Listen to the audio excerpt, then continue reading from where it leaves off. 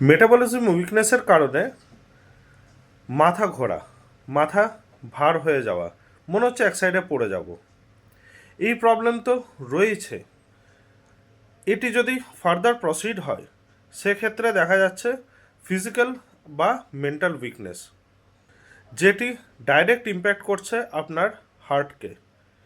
যেখান থেকে আপনারা এই সিমটমটা দিয়ে থাকেন যে একটু যদি ভাবনা চিন্তা করি, একটু যদি স্ট্রেস টেনশন নিই, ভারী কাজ করি, তাহলে আমার বুক ধড়ফড় করছে, মানে আমার প্যালপিটেশন হচ্ছে।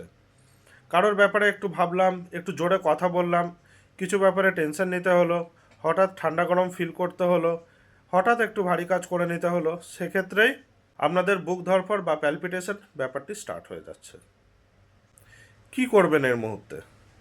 এই মুহূর্তে ট্রিটমেন্ট অবশ্যই সম্ভব আছে। আরও কিছু সিমটম জেনে নিই। যেরকম হচ্ছে হট ফ্লাশ, মাথার থেকে মনে হচ্ছে গরম একটা আভা উঠছে। বিশেষ করে দেখা যাচ্ছে মহিলাদের ক্ষেত্রে মেনোপজাল এজের কাছাকাছি, বা ইন জেনারেল যাদের নর্মাল মেন্স হচ্ছে তাদের ক্ষেত্রেও দেখা যাচ্ছে এই জিনিসটি ওই পিরিয়ডসের আশেপাশের টাইমে।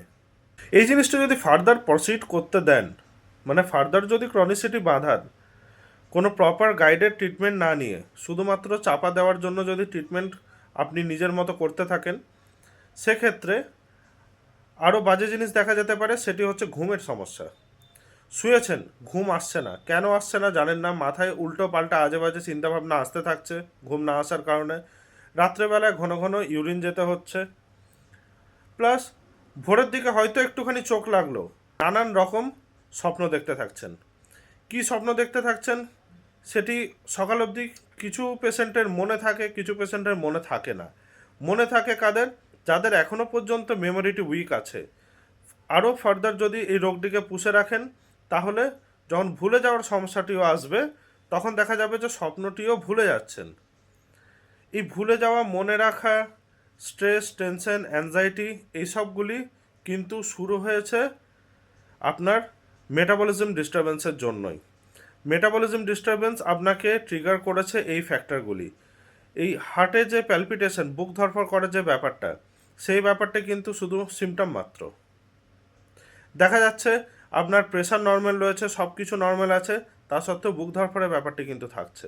হ্যাঁ, কিছু ক্ষেত্রে দেখা যায় যে প্রেশার কমে আছে বা বেড়ে আছে, অবশ্যই সেটারও ট্রিটমেন্ট সম্ভব। ট্রিটমেন্ট কিভাবে? আপনারা মেডিকেশন নিচ্ছেন হয়তো ইন জেনারেল, সবার জন্য যে মেডিসিন প্রয়োজন সেই মেডিসিনে আপনারা হয়তো নিচ্ছেন, কিন্তু দেখা যাচ্ছে সবার সমস্যা কিন্তু আলাদা, একটু হলেও ফ্যাক্টরটা আলাদা হয়ে যায়। সেক্ষেত্রে দরকার হোমিওপ্যাথিক কনস্টিটিউশনাল ট্রিটমেন্ট। এই কনস্টিটিউশনাল ট্রিটমেন্টের মজা কি? প্রথম কথা হচ্ছে সাইড এফেক্ট নেই, মানে আপনি এক রোগের জন্য দেখাচ্ছেন, আপনার সেই সাইড এফেক্ট থেকে আরও কিছু রোগ শুরু হচ্ছে, এই জিনিসগুলি পাবেন না। দ্বিতীয়ত, আপনার ওভারঅল কমপ্লেনকে কেস টেকিং বানিয়ে আপনার জন্য সিলেক্ট করা হয় স্পেশাল রেমেডি। সেই স্পেশাল মেডিসিনের থ্রু দিয়ে কিন্তু আপনি ওভারঅল কিওর হতে শুরু হন। এই ট্রিটমেন্টগুলি তাদের জন্যই যারা নিজেদের হেলথের ব্যাপারে কনসিয়াস, যারা মনে করে যে আমি যদি সুস্থ থাকি তাহলে আমি ফিনান্সিয়ালি, সোশ্যালি গ্রো করতে থাকবো, আমার ভালো হলে আমার ফ্যামিলি ভালো থাকবে, বা আমি লাইফটাকে নিজের মতো রোগমুক্তভাবে এনজয় করতে পারবো। তাদের জন্যই এই হোমিওপ্যাথি ক্লাসিক্যাল বা কনস্টিটিউশনাল ট্রিটমেন্ট, যেটি হয়ে থাকে দুর্গাপুর এজোন আশিস মার্কেট শ্রেয়ান হোমিও কেয়ারে। ডক্টর সায়নী হালদার এই ট্রিটমেন্ট সফলভাবে করে থাকে। আপনারা চাইলে যোগাযোগ করতে পারেন, অবশ্যই যদি আপনি আপনার হেলথের ব্যাপারে সিরিয়াস থাকেন তবেই।